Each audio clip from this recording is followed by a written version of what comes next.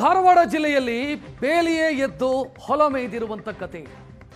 ಸರ್ಕಾರದ ಜಮೀನನ್ನ ಅಧಿಕಾರಿಗಳೇ ಮುಂದೆ ನಿಂತು ಉದ್ಯಮಿಯೊಬ್ಬನಿಗೆ ಬರೆದು ಕೊಟ್ಟಿದ್ದಾರೆ. ನೂರಾರು ಕೋಟಿ ಮೌಲ್ಯದ ಜಮೀನು. ಧಾರವಾಡ ಕಂದಾಯ ಅಧಿಕಾರಿಗಳ ಕಳ್ಳಾಟ ಈಗ ಬಯಲಾಗಿದೆ.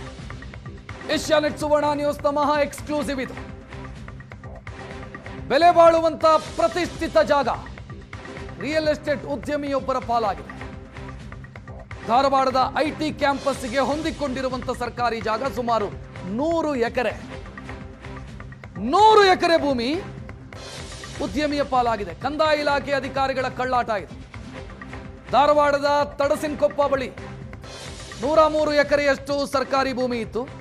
ಅದರಲ್ಲಿ 100 ಎಕರೆ ಭೂಮಿ ಉದ್ಯಮಿ ಪಾಲಾಗಿದೆ. ರೈತರ ಹೆಸರಲ್ಲಿ ಭೂಮಿ ಮಂಜೂರು ಮಾಡಿಸಿಕೊಂಡು ರೈತರಿಂದ ತನ್ನ ಹೆಸರಿಗೆ ಜಿಪಿಎ ಮಾಡಿಕೊಂಡಿರೋದು ಉದ್ಯಮಿ. General power of attorney ಮಾಡಿಸಿಕೊಂಡಿದ್ದಾರೆ.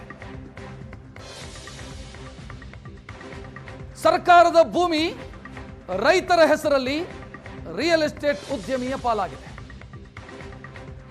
ಆ ಜಮೀನಲ್ಲಿ ಉಳುಮೆಯಾಗ್ತಿರ್ಲಿಲ್ಲ ಅನ್ನೋದಕ್ಕೆ ಸ್ಯಾಟಲೈಟ್ ಚಿತ್ರಗಳಿದಾವೆ.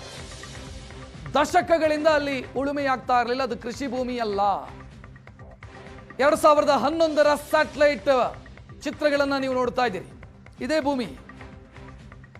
ಇಲ್ಲಿ ಕೃಷಿ ಆಗ್ತಿರ್ಲಿಲ್ಲ ಅನ್ನೋದಕ್ಕೆ ಇದೇ ಸ್ಪಷ್ಟವಾದಂತ ಸಾಕ್ಷಿ. ಕೃಷಿ ಭೂಮಿ ಅಂತ ಡಿನೋಟಿಫಿಕೇಶನ್ ಆಗಿದೆ. ರೈತರ ಹೆಸರಿಗೆ ಡಿನೋಟಿಫಿಕೇಶನ್ ಆಗಿದೆ. ಸರ್ಕಾರ ನೋಟಿಫೈ ಮಾಡಿದಂತ ಭೂಮಿಯನ್ನು ರೈತರಿಗೆ ಡಿನೋಟಿಫಿಕೇಶನ್ ಮಾಡಿಕೊಟ್ಟಿದ್ದಾರೆ. ಉದ್ಯಮಿ ಏನು ಮಾಡಿದ್ದಾರೆ? ರೈತರಿಂದ ಜಿಪಿಎ ಮಾಡಿಸ್ಕೊಂಡಿದ್ದಾರೆ.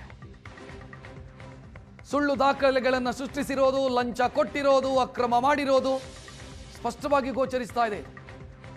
ರೈತರ ಹೆಸರಿಗೆ ಖಾತೆ ಮಾಡಿಸಿರೋದು ರೈತರಿಗೆ ಅನುಕೂಲ ಆಗಲಿ ಅಂತಲ್ಲ, ಉದ್ಯಮಿಗೆ ಅನುಕೂಲ ಆಗಲಿ ಅಂತ. ರೈತರ ಹೆಸರಿಗೆ ಖಾತೆ ಮಾಡಿಸಿ ಜಿಪಿಎಯನ್ನು ಉದ್ಯಮಿ ಪಡ್ಕೊಂಡಿದ್ದಾರೆ. 100 ಎಕರೆ ಭೂಮಿ ರೀ ಸರ್ಕಾರದ್ದು. ಹೇಳೋರು ಕೇಳೋರಿಲ್ಲ ಅನ್ನುವಂಥ ಸ್ಥಿತಿ ಇದು. ಹೆಂಗಂಗೆ ಮಂಜೂರು ಮಾಡೋದಕ್ಕೆ ಸಾಧ್ಯ ಇದೆ? ಬೇಕಾಬಿಟ್ಟಿ.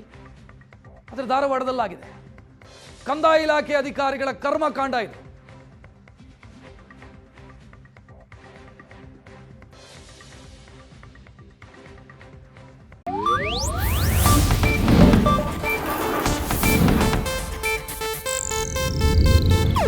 ಇದು ಏಷ್ಯಾನೆಟ್ ನ್ಯೂಸ್ ನೆಟ್ವರ್ಕ್ ಪ್ರಸ್ತುತಿ.